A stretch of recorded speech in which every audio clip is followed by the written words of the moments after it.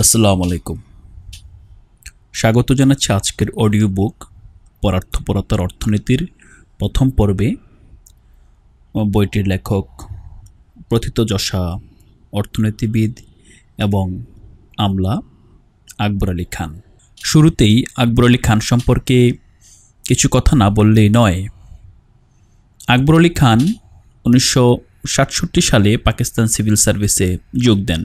1971 সালে মুজিবনগরে অস্থায়ী সরকারের প্রতিরক্ষা বিভাগের উপসচিব পদে নিয়োজিত ছিলেন। তিনি পেশনে জাহাঙ্গীরনগর বিশ্ববিদ্যালয়ে সহযোগী অধ্যাপক হিসেবে এবং বাংলাদেশ লোক প্রশাসন প্রশিক্ষণ কেন্দ্রে পরিচালক মণ্ডলীর সদস্য হিসেবে প্রায় 5 বছর শিক্ষকতা ও 4 বছর ধরে মার্কিন যুক্তরাষ্ট্রে বাংলাদেশ দূতাবাসের অর্থনৈতিক মিনিস্টার হিসেবে কূটনৈতিক দায়িত্ব পালন করেন। তিনি বাংলাদেশ সরকারের অভ্যন্তরীণ সম্পদ বিভাগের সচিব ও জাতীয় রাজস্ব বোর্ডের চেয়ারম্যান, অর্থ বিভাগের সচিব ও ক্যাবিনেট সচিব, বিশ্ব ব্যাংকে বিকল্প নির্বাহী পরিচালক পদে দায়িত্ব পালন করেন। তিনি বাংলাদেশের তত্ত্বাবধায়ক সরকারের উপদেষ্টা, অর্থ ও পরিকল্পনার দায়িত্ব পালন করেন এবং রেগুলেটরি রিফর্মস কমিশনের চেয়ারম্যানও ছিলেন। আকবর আলী খান 1944 সালে ব্রাহ্মণবাড়িয়ায় জন্মগ্রহণ করেন। 1964 সালে ঢাকা বিশ্ববিদ্যালয়ের ইতিহাস বিভাগ থেকে বিএ অনার্স, 1965 সালে এমএ, 1977 সালে কানাডার কুইন্স বিশ্ববিদ্যালয় থেকে অর্থনীতিতে এমএ এবং 1979 সালে পিএইচডি ডিগ্রি অর্জন করেন। এখন পড়ছি আকবর আলী খানের পরার্থপরতার অর্থনীতি বইয়ের নাম প্রবন্ধ পরার্থপরতার অর্থনীতি। যা ঘটে গেছে তা বিধাতা পরিবর্তন করতে পারেন না, ঐতিহাসিকগণ পারেন। শুধু যে পারেন তাই নয়, হরহামেশাই করে থাকেন। অবশ্য এখানেই ঐতিহাসিকগণ বিধাতার কাছে হেরে গেলেন। বিধাতা সম্পূর্ণ সত্যটুকু জানেন, তার ইতিহাস পরিবর্তনের প্রয়োজন হয় না। ঐতিহাসিকগণ কখনো সবটুকু সত্য জানেন না। অন্ধের হাতি দেখার মতো সত্যের খণ্ড খণ্ড রূপ তাদের কাছে ধরা পড়ে। তাই যে কোনো ঘটনা সম্পর্কে ঐতিহাসিকদের ব্যাখ্যা বারবার পরিবর্তিত হয়। এসব খণ্ডিত ব্যাখ্যা হতে আমরা সত্যের বহুমাত্রিক রূপ দেখতে পাই। ঐতিহাসিক ঘটনার নতুন নতুন ব্যাখ্যাতে তাই আমি উদ্বিগ্ন হই না, আনন্দিত হই। বরং যেসব ঘটনা সম্পর্কে ঐতিহাসিকদের মধ্যে কোনো বিতর্ক নেই, সেসব ঘটনা নিয়েই আমার মনে খটকা লাগে। পরার্থপরতার জন্য দক্ষিণ এশিয়ার ইতিহাসে প্রবাদ পুরুষ হলেন সম্রাট হর্ষবর্ধন। তিনি 7ম শতকে কনৌজের সম্রাট ছিলেন। ঐতিহাসিকদের বর্ণনা অনুসারে হর্ষবর্ধন ছিলেন অতি দানশীল রাজা। প্রতি 4 বছরে একবার তিনি প্রয়াগের মেলায় তার সর্বস্ব দান করতেন। সব কিছু দেওয়া হয়ে গেলে তিনি তার নিজের গায়ের কাপড় দান করে গঙ্গায় স্নান শেষে অন্যের বস্ত্র ধার নিয়ে বাড়ি ফিরে আসতেন। ইতিহাসের এই কিংবদন্তি নিয়ে ঐতিহাসিকদের মধ্যে কোনো বিতর্ক নেই। তবু কিংবদন্তিটি সম্পর্কে ছাত্রজীবনে আমার মনে কিছু দ্বিধাদ্বন্দ্ব ছিল। কিন্তু এসব প্রশ্নের জবাব আমি কোনো ঐতিহাসিকের কাছে পাইনি। দীর্ঘদিন পরে আমার নিজের জীবনেই এই ঐতিহাসিক ঘটনার পুনরাবৃত্তি দেখতে পাই। একবার পবিত্র শবে বরাতের পূর্বে আমি অসুস্থ হয়ে পড়ি। আমার মা শবে বরাতের দিন আমার হাতে 1 টাকার নোটের একটি বান্ডেল দিয়ে ভিখারিদের তা দান করতে হুকুম দিলেন। আমি পায়জামা পাঞ্জাবি পরে বাড়ির দরজার বাইরে প্রতিটি ভিখারিকে একটি করে 1 টাকার নোট দেওয়া শুরু করি। কয়েক মিনিটের মধ্যে আমি ভিখারিদের দ্বারা ঘেরাও হয়ে যাই। ভিড়ের ঠেলাঠেলিতে ভিখারিরা আমার পাঞ্জাবি ছিঁড়ে ফেলে এবং আমার হাত থেকে নোট ছিনিয়ে নিয়ে যায়। আত্মরক্ষার্থে দৌড়ে বাড়ির ভেতরে আমি চলে এলাম। সেই মুহূর্তে হঠাৎ হর্ষবর্ধনের ঘটনা আমার মনে পড়ে গেল। আমার বদ্ধ ধারণা যে সম্রাট হর্ষবর্ধন হয়তো ইচ্ছে করে প্রয়াগের মেলায় তার পরনের কাপড় চোপড় দান করেননি। হয়তো আমারই মতো সম্রাট হর্ষবর্ধনও ঘেরাও হয়েছিলেন। তিনি গায়ের কাপড় দান করার সময়ই পাননি। হয়তো তার পরনের কাপড় ছিনিয়ে নেওয়া হয় এবং বাধ্য হয়েই তাকে গঙ্গাতে ঝাঁপিয়ে পড়তে হয়েছে। হর্ষবর্ধনের জীবনীকার ছিলেন তার সভাসদ। কাজেই কাপড় ছিঁড়ে নেবার পর গঙ্গায় ঝাঁপ দিয়ে সম্ভ্রম রক্ষার অসম্মানজনক ঘটনাকে তিনি একটু রং লাগিয়ে লিখে গেছেন। তার বয়ানে তাই হর্ষবর্ধন ইচ্ছে করেই তার পরনের কাপড় দান করে গঙ্গা স্নান করেন। হর্ষবর্ধনের ঘটনা অনেক দিন আগে ঘটেছে। সত্যি কি ঘটেছে একমাত্র বিধাতাই জানেন। তবে আমার অভিজ্ঞতা সত্য ঘটনা এবং তা মোটেও অস্বাভাবিক নয়। প্রতি বছরেই ঈদের সময় জাকাতের শাড়ি বিতরণ করতে গিয়ে বাংলাদেশে এ ধরনের অজস্র ঘটনা ঘটেছে। সোমালিয়াতে জাতিসংঘের অভিজ্ঞতা থেকে দেখা যায় যে দুর্গত লোক ও ত্রাণ সামগ্রী থাকলেই সাহায্য করা সম্ভব হয় না। ত্রাণ সামগ্রী বিতরণের জন্য কোথাও কোথাও প্রয়োজন হয় সশস্ত্র রক্ষীদের। অথচ অনেক দার্শনিকই বিশ্বাস করেন যে দান করতে চাইলেই যত খুশি দান করা যায়। তাই দার্শনিক ফ্রান্সিস বেকন লিখেছেন, "The desire of power in excess caused the angels to fall. The desire of knowledge is in excess caused man to fall. But in charity there is no excess. Neither can angel or man come in danger by it." তার মানে হলো অতিরিক্ত ক্ষমতার লোভ দেবদূতদের স্খলন ঘটায়, অপরিমিত জ্ঞান স্পৃহা মানুষের পতন ঘটায়। কিন্তু দান খয়রাতে কোনো আতিশয্য নেই। দান খয়রাত মারফত দেবদূত বা মানুষ কারো কোনো বিপদ আসবে না। বেকন সাহেব বিংশ শতাব্দীর বাংলাদেশে বা সোমালিয়াতে দান খয়রাতের নতিজা দেখেননি। যদি দেখতেন তবে দান খয়রাত সম্পর্কে তার এ উক্তি অবশ্যই প্রত্যাহার করতেন। দীর্ঘদিন ধরে দান খয়রাত বিষয়টি ধর্মতত্ত্বের একচেটিয়া দখলে রয়েছে। দান খয়রাত হচ্ছে আখেরাতের পাথেয়। বাইবেলের মতে দান খয়রাত অজস্র পাপ মুছে দেয়।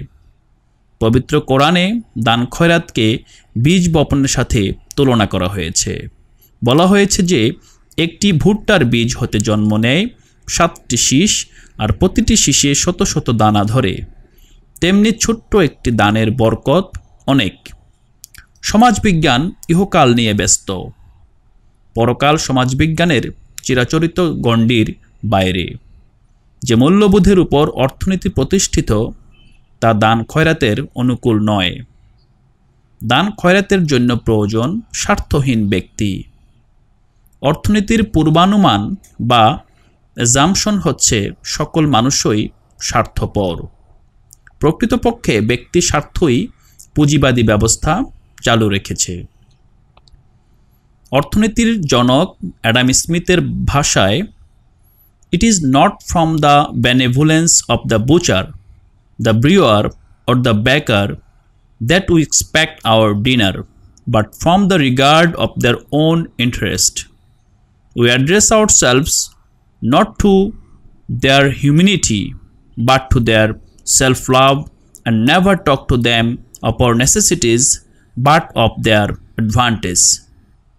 তার মানে হলো, আমরা কসাই, সুরি বা রুটিওয়ালার বদান্যতা হেতু আমাদের আহার প্রত্যাশা করি না।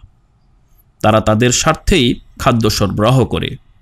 আমরা তাদের মানবতা বোধের কাছে আবেদন করি না, বরং তাদের স্বার্থপরতার উপর নির্ভর করি। কখনো আমাদের প্রয়োজনের কথা বলি না, বরং তাদের সুবিধার কথা বলি। এ ধরনের স্বার্থপর অর্থ ব্যবস্থায় দান খয়রাত হচ্ছে সম্পূর্ণ অযৌক্তিক আচরণ। পরকালের ভয়কেই তাই এক পর্যায়ে দান খয়রাতের একমাত্র কারণ গণ্য করা হতো। দীর্ঘদিন ধরে অর্থনৈতিক তত্ত্বে ব্যক্তিগত দান খয়রাত ছিল উপেক্ষিত, অথচ বাস্তব জীবনে দান খয়রাতের ভূমিকা অস্বীকার করার উপায় নেই।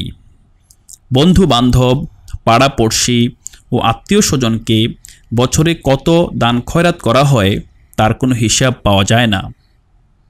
তবে 1990 সালে একটি হিসাব হতে দেখা যাচ্ছে যে মার্কিন যুক্তরাষ্ট্রে গৃহস্থালী আয়ের প্রায় 1.7% দাতব্য প্রতিষ্ঠানের মাধ্যমে নগদ দান খয়রাতে ব্যয় করা হয়ে থাকে। এই হিসাবের মধ্যে স্বেচ্ছাশ্রম অন্তর্ভুক্ত নয়। অর্থনৈতিক উন্নয়নের সাথে উন্নত দেশসমূহে দান খয়রাতের পরিমাণ বাড়ছে। উপরন্তু সকল শিল্পোন্নত দেশেই দিন দরিদ্রের কল্যাণের জন্য সরকারি খাতে ব্যয় ক্রমশই বাড়ছে। সমাজবিজ্ঞানীদের পক্ষে তাই দান খয়রাত একেবারে উপেক্ষা করার কোনো যুক্তি নেই। অর্থনীতিবিদরা তাই আস্তে আস্তে বিষয়টির প্রতি ঝুঁকে পড়েছেন। অবশ্য অর্থনীতিবিদরা দান খয়রাতের অর্থনীতির নাম দিয়েছেন পরার্থপরতার অর্থনীতি বা ইকোনমিক্স অফ আল্ট্রুইজম। স্বেচ্ছাসেবামূলক প্রতিষ্ঠানকে এরা বলেন লাভের সাথে সম্পর্কহীন অথবা নন প্রফিটস প্রতিষ্ঠান।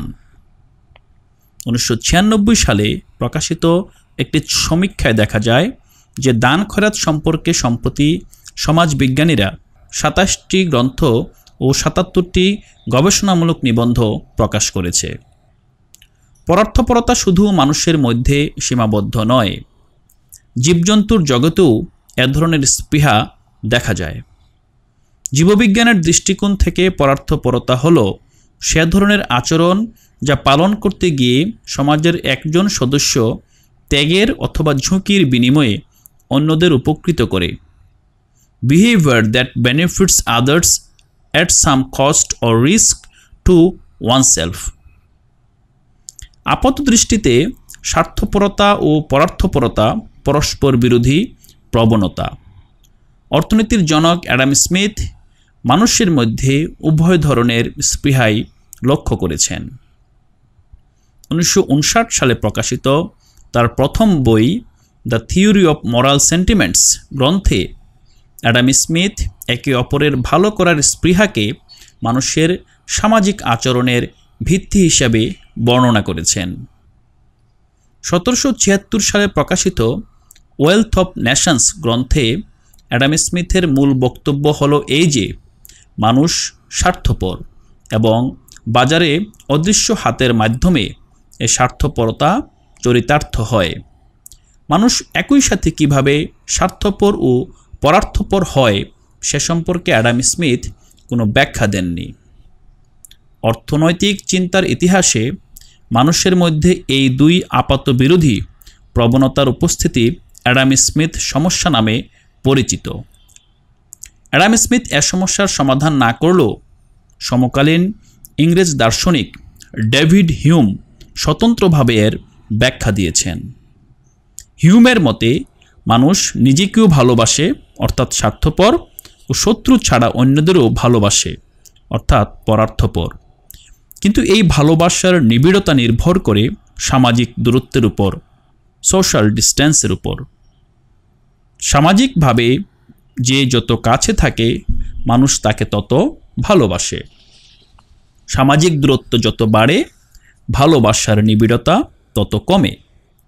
পরবর্তীকালে মার্কিন সমাজবিজ্ঞানী বোগার্ডাস সামাজিক দূরত্বের মাপকাঠি সম্পর্কে বিস্তারিত তত্ত্ব উপস্থাপন করেছেন।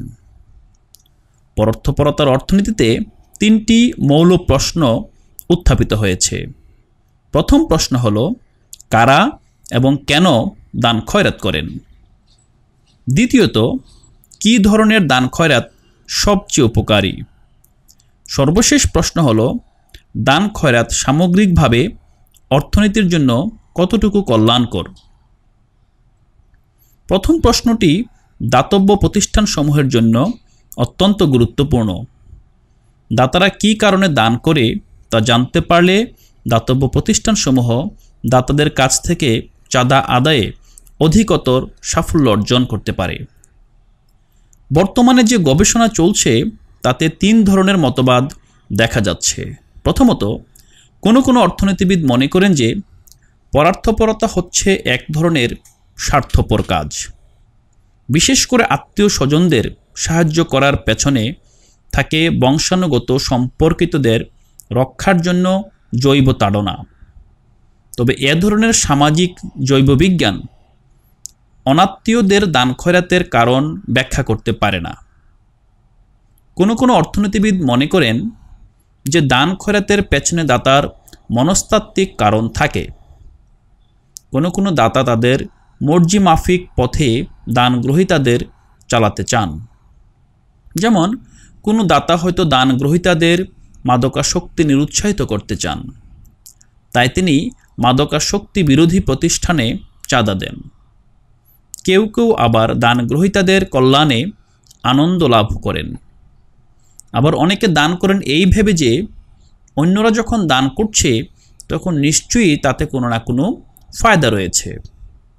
তৃতীয় মতবাদ হচ্ছে দাতারা শিল্পোন্নত দেশসমূহে করের সুবিধা লাভের জন্য দান খয়রাত করেন। বেশিরভাগ দেশেই আয়কর আইনে দান খয়রাতের জন্য কর অব্যাহতি দেওয়া হয়ে থাকে। তবে এ ধরনের কর অব্যাহতি দান খয়রাতের জন্য কতটুকু কার্যকর তা নিয়ে সন্দেহ আছে। যদি করের হার বেড়ে যায় তবে দান খয়রাত বাড়ালে কর অব্যাহতির পরিমাণ বাড়ে। অন্যদিকে করের হার বাড়লে ব্যক্তির আয় হ্রাস পায়। এর ফলে দান খয়রাত কমে যাওয়ার সম্ভাবনা থাকে। তাই দান খয়রাতের উপর করের প্রভাব সবসময় সুনিশ্চিত নয়। উপরোক্ত 3টি মতবাদের পক্ষেই বাস্তব এম্পিরিক্যাল প্রমাণ রয়েছে, কিন্তু পরার্থপরতার মৌল প্রণোদনা সম্পর্কে কোনো সরলীকরণ সম্ভব নয়। পরার্থপরতা এখনও আমাদের কাছে ধর্মীয় ও বৈষয়িক প্রেষণার এক আলো ছায়ার জগৎ। কী ধরনের দান খয়রাত গ্রহীতার জন্য সবচেয়ে কল্যাণকর সে সম্পর্কে তাত্ত্বিক গবেষণা এখনও সীমিত। দান খয়রাতের সবচেয়ে বড় সমস্যা হলো যারা দান খয়রাতের উপযুক্ত নয় তারা দান খয়রাতের সিংহভাগ নিয়ে যায়, অথচ যারা দান খয়রাতের উপযুক্ত তারা কিছুই পায় না। ব্যক্তিগত পর্যায়ে যারা দান খয়রাত করে তারা যথাযথ যত্ন নিলে এ সমস্যার সমাধান করতে পারে, কিন্তু নৈর্ব্যক্তিক প্রতিষ্ঠানের জন্য এটাই সবচেয়ে জটিল কাজ। এ সমস্যা জাতীয় পর্যায়ে যেমন রয়েছে তেমনি আন্তর্জাতিক পর্যায়েও রয়েছে। বৈদেশিক সাহায্যদাতাদের একটি বড় নালিশ হলো যে দারিদ্র্য নিরসনের জন্য যে সাহায্য তারা দিচ্ছে তা দরিদ্রদের কাছে পৌঁছাচ্ছে না।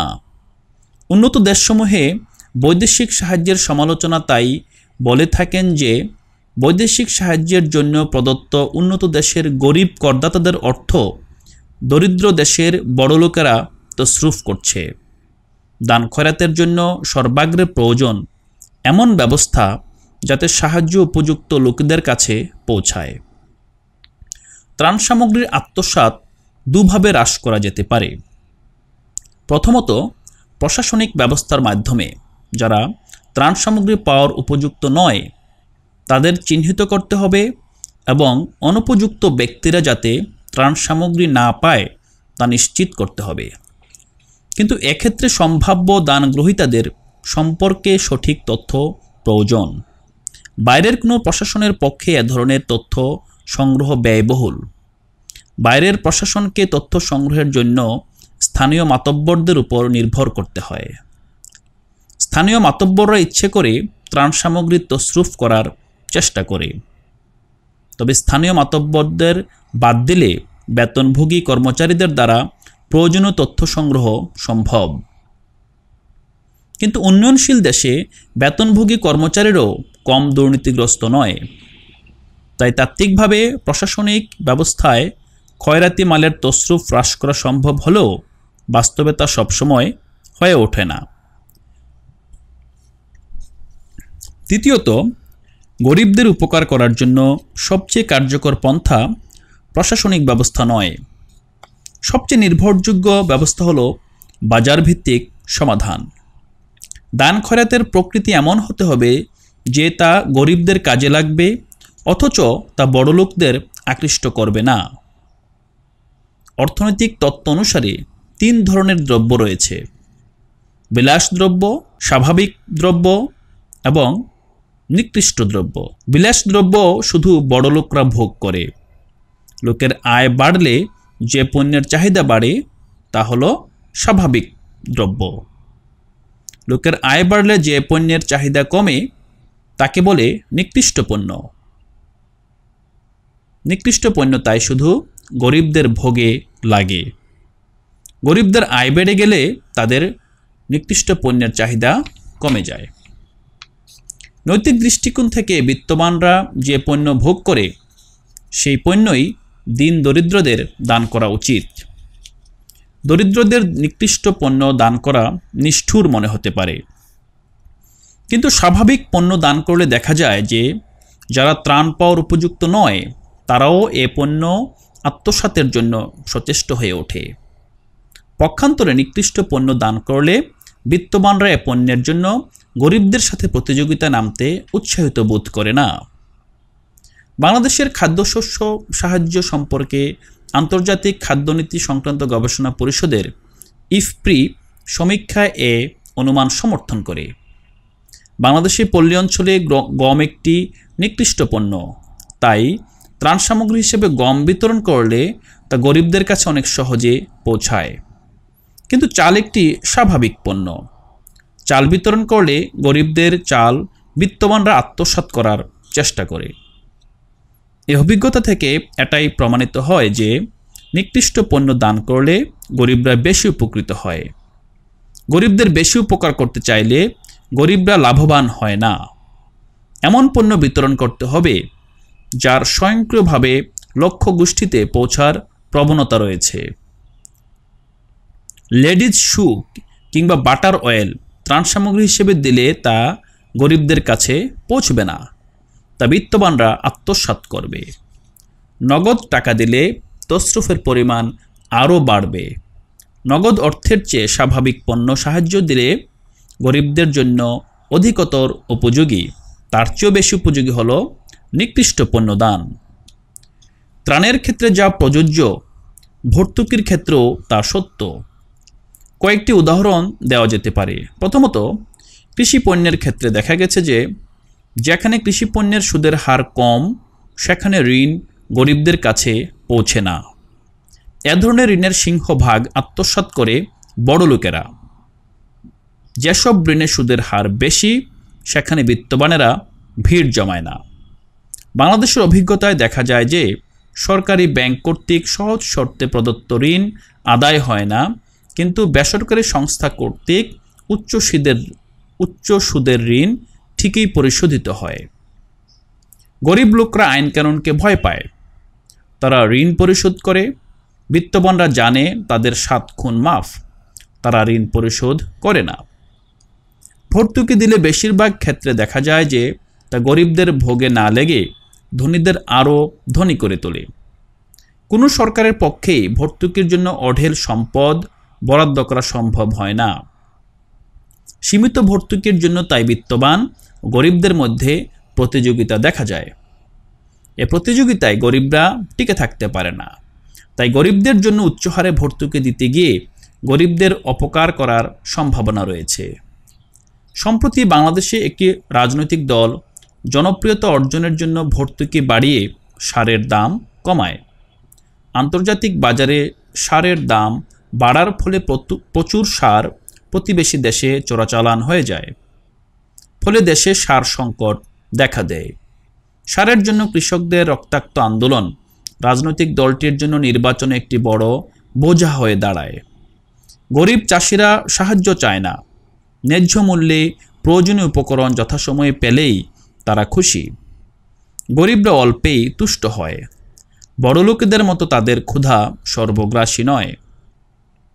দান খয়রাত কিভাবে কার্যকর করা যায় সে সম্পর্কে অর্থনৈতিক গবেষণা নতুন হলেও অর্থনীতির জন্মলগ্ন হতেই সামগ্রিকভাবে অর্থনীতির উপর দান খয়রাতের প্রভাব নিয়ে বিতর্ক শুরু হয়েছে। এই বিতর্কের জন্ম 18 শতকের ইংল্যান্ডে। রানী প্রথম এলিজাবেথের সময় হতে ইংল্যান্ডে গরিব আইন অথবা পুয়ার ল চালু ছিল। এই আইনের বিধান ছিল যে স্থানীয় সরকারসমূহ তাদের আয় থেকে গরিবদের ভরণ পোষণের ব্যবস্থা করবে। 18 শতকে ধ্রুপদী বা ক্লাসিক্যাল অর্থনীতিবিদ ম্যালথস এই আইনের কুফলের প্রতি দৃষ্টি আকর্ষণ করেন। ম্যালথসের মতে রাষ্ট্রীয় উদ্যোগে গরিবদের সাহায্য করার ব্যবস্থা তাদের রাষ্ট্রের উপর আরও নির্ভরশীল করে তোলে। সাহায্যপ্রাপ্ত গরিবরা কাজ করে না, পক্ষান্তরে রাষ্ট্রীয় সাহায্যের উপর নির্ভর করে তারা বংশ বৃদ্ধি করতে থাকে। এর ফলে জনসংখ্যা বেড়ে যায়। গরিবদের সন্তান সন্ততিরা দান খয়রাতের উপর আরও নির্ভরশীল হয়ে পড়ে। একই যুক্তিতে ডেভিড রিকার্ডো গরিবদের স্থানীয় সরকার থেকে সাহায্য দেওয়ার প্রথা তুলে দেওয়ার দাবি জানান। তাদের সাথে একমত হন হিতবাদী বা ইউটিলিটেরিয়ান দার্শনিক জেমস স্টুয়ার্ট মিল। গরিব আইন সংশোধনে সবচেয়ে অগ্রণী ভূমিকা ছিল অক্সফোর্ড বিশ্ববিদ্যালয়ের প্রথম ড্রুমন্ড অধ্যাপক সিনিয়রের। 1834 সালে গরিব আইন সংশোধন করে নগদ সাহায্য দেওয়া বন্ধ করে দেওয়া হয়। নতুন আইনে সাহায্যের যোগ্যতা সম্পর্কে বিভিন্ন শর্ত আরোপ করা হয়। গরিবদের সাহায্য করার জন্য কেন্দ্রীয় আমলাতন্ত্র প্রতিষ্ঠিত হয়। 19 শতাব্দীতে এ ধরনের সংস্কার ইংল্যান্ডের প্রচণ্ড বিতর্কের সৃষ্টি করে। যদিও তৎকালীন অর্থনীতিবিদগণ এ ধরনের সংস্কারের পক্ষে ছিলেন, কিন্তু সাংবাদিক ও সাহিত্যিকগণ এ ধরনের সংস্কারকে অমানবিক বলে আখ্যায়িত করেন।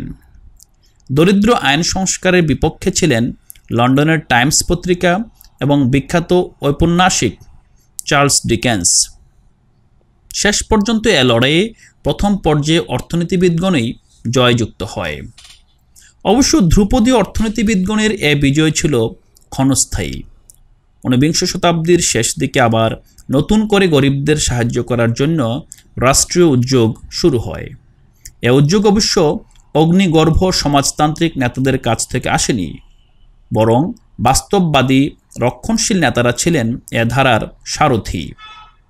1880-এর দশকে জার্মানিতে প্রথম সামাজিক নিরাপত্তা ব্যবস্থা চালু করেন অটো ভন বিসমার্ক, যিনি ছিলেন অতি রক্ষণশীল প্রাচীনপন্থী রাজনীতিবিদ।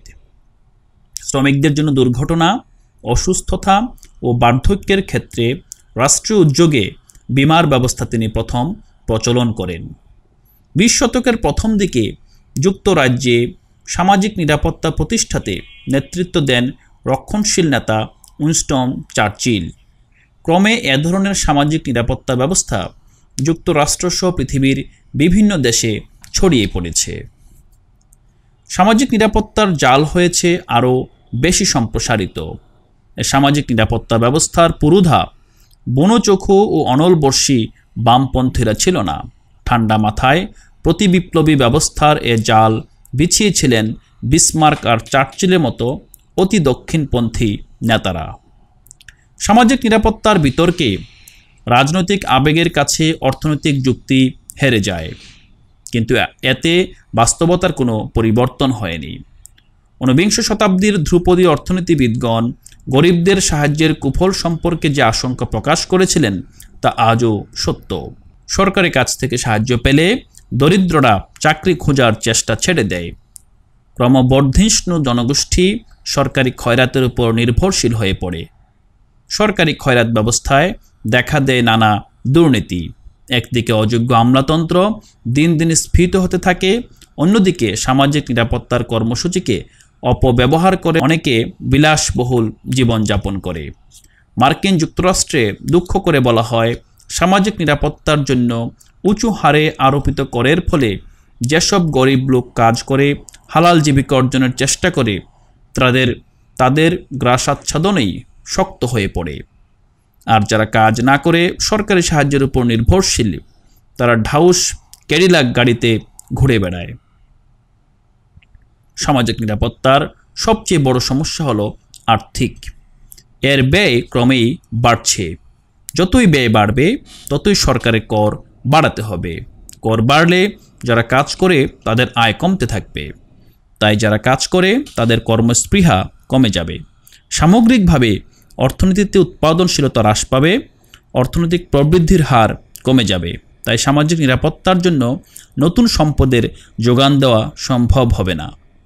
অন্যদিকে সামাজিক নিরাপত্তার ব্যয় হ্রাস করা সম্ভব হচ্ছে না। সামাজিক নিরাপত্তা ব্যবস্থাতে আমলারা করদাতাদের অর্থে দানগ্রহীতাদের উপকার করে। এ ব্যবস্থায় ব্যয় হ্রাসের কোনো তাগাদা নেই। তাই বিশ্বব্যাপী আজ সামাজিক নিরাপত্তা ব্যবস্থা ঢেলে সাজানোর জন্য তোড়জোড় চলছে। সবাই চায় সমাজের উপর দরিদ্রদের নির্ভরশীলতা কমাতে। দান খয়রাত নয়, বরং সকলেই যাতে কাজ করে খেতে পারে এ ব্যবস্থা নিশ্চিত করাই সামাজিক নিরাপত্তার মূল লক্ষ্য। দান খয়রাতের মৌলিক তাগাদা পরার্থপরতা হতে পারে, কিন্তু অর্থনৈতিক মৌল উপাদানসমূহ অস্বীকার করে দান খয়রাত ফলপ্রসূ হয় না।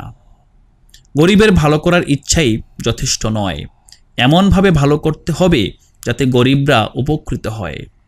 এ কাজ শুধু আবেগের ভিত্তিতে করা সম্ভব নয়, এর জন্য প্রয়োজন বাস্তব পরিস্থিতি সম্পর্কে সম্যক ধারণা। বাজারের অদৃশ্য হাতকে অগ্রাহ্য করে যে নীতি প্রণীত হয় তার সাফল্যের সম্ভাবনা অত্যন্ত সীমিত। বাজার অর্থনীতির 3টি অনুশাসন কখনো ভুলে গেলে চলবে না। প্রথমত, গরিবদের জন্য এমন সাহায্য দেওয়া ঠিক হবে না যা তাদের কাজ করতে নিরুৎসাহিত করবে। এ ধরনের ব্যবস্থা টেকসই হবে না। যে সমাজে অলসতা পুরস্কৃত হয় সে সমাজে সবাই ফাঁকি দিতে চাইবে। দ্বিতীয়ত, যতক্ষণ পর্যন্ত সমাজে বিত্তবানদের আধিপত্য রয়েছে ততক্ষণ পর্যন্ত গরিবদের জন্য নিকৃষ্ট পণ্য ত্রাণ সামগ্রী হিসেবে অধিকতর উপযোগী হবে। নিকৃষ্ট পণ্য গরিবদের ক্ষুধা মেটায়, অথচ ধনীদের আকর্ষণ করে না। তৃতীয়ত, গরিবদের কর্মসূচি সমাজের অন্যান্য কর্মসূচি হতে সম্পূর্ণ ভিন্ন হতে হবে। সকলের জন্য অভিন্ন কর্মসূচি গ্রহণ করলে গরিবরা তার সুফল পাবে না। ডক্টর ইউনূস তার আত্মজীবনীতে একথা সুন্দরভাবে বলেছেন, like good old Gresham's law, it is wise to remember that in the world of development, if one mixes the poor and the non-poor within a program, the non-poor will always drive out the poor, and the less poor will drive out the more poor. And these may continue ad infinitum unless one takes protective measures right at the beginning. And what will happen is that in the name of the poor, the non-poor will reap the benefits. যার মানে হলো গ্রেশামের সনাতন বিধির মতো এটি মনে রাখা ভালো যে উন্নয়নের জগতে একই কর্মসূচিতে যদি গরিবদের সাথে যারা গরিব নয় তাদের একত্রিত করা হয়, তবে যারা দরিদ্র নয় তারা দরিদ্রদের এবং যারা দরিদ্র তারা হতদরিদ্রদের বঞ্চিত করবে। এবং এ পরিস্থিতি অনির্দিষ্টভাবে চলতেই থাকবে যদি প্রথমেই উপশমমূলক ব্যবস্থা গ্রহণ করা না হয়। যা ঘটবে তা হলো গরিবদের নামে যারা গরিব নয় তারা সকল সুবিধা ভোগ করবে। 200 বছর আগে স্যামুয়েল জনসন লিখেছেন, the road to hell is paved with good intentions. তার মানে হলো দোজখের সড়ক সদিচ্ছা দিয়ে বাঁধানো। দান দক্ষিণার জন্য হামলার সম্মুখীন হওয়ার আগে এ আপ্তবাক্যের অর্থ আমি পুরোপুরি বুঝতাম না। আজ বুঝতে পারি যে বেশি ভালো করতে গেলেও অকল্যাণ ডেকে আনা সম্ভব। প্রাচীন গ্রিসে একটি পবিত্র স্থান ছিল ডেলফি নগরের ভবিষ্যৎবাণীর মন্দির। এ মন্দিরের ফটকে মূলমন্ত্র লিপিবদ্ধ ছিল, ম্যাড অ্যান্ড অ্যাগেন, কোনো কিছুতেই বাড়াবাড়ি করবে না। এ সত্য সম্রাট হর্ষবর্ধনের পরার্থপরতার ক্ষেত্রে প্রযোজ্য ছিল। দার্শনিক ব্যাকরণের ক্ষেত্রেও একথা সত্য। আজকের দিনেও এ সত্য সমভাবে বলবৎ আছে। অর্থনীতির মৌলিক বাস্তবতাকে অস্বীকার করে টেকসই পরার্থপরতা সম্ভব নয়।